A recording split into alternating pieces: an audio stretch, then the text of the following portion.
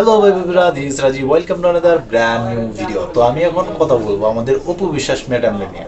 তো দেখুন, অপু বিশ্বাস এবং শাকিব খানের মধ্যে এবার কিন্তু কোনো সম্পর্ক নাই, তবে গোপনে গোপনে কিন্তু ঠিকই সম্পর্ক রয়ে গেছে। এমনকি অপু বিশ্বাসের বাসায়ও শাকিব খান যাওয়া আসা করে। তবে তার কোনো নতুন সিনেমা না আসলেও তার কিন্তু ইদানিংকালে বিভিন্ন হট হট টাইপের কিন্তু ফেসবুক পোস্টের ছবি কিন্তু পাওয়াই যায়। এমনকি নতুন রূপে নতুন আঙ্গিকে অপু বিশ্বাস কিন্তু আবার সবার সামনে চলে আসে। আবার সেই অসুস্থ যে একটা প্রতিযোগিতা, সেইখানে কিন্তু আমাদের বুবলি ম্যাডামও সামিল হয়।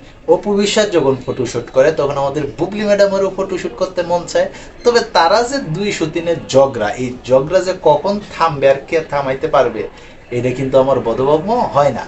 এবার কিন্তু অপু বিশ্বাস ম্যাডাম আবার নতুন লুকে ধরা দিছে। অনেকেই বলতেছে অপু বিশ্বাস ম্যাডাম নাকি আলুর বস্তা হয়ে গেছে গা। আবার আমার কাছে কিন্তু বেশ গর্জিয়াসই কিন্তু লাগছে। তবে আপনাদের মতে এই জিনিসটা থাকা উচিত, সে কিন্তু একজন সন্তানের মা। তো মা যদি হয় তবে একটু কিন্তু হেলদি হয়। আর তাছাড়া অপু বিশ্বাস কিন্তু আগের চেয়ে একটু হেলদি। তো এখানে বুবলি ম্যাডাম এখন নতুন কোনো ছবি আপলোড করে কিনা সেই নিয়ে কিন্তু এখন আমরা চিন্তিত আছি।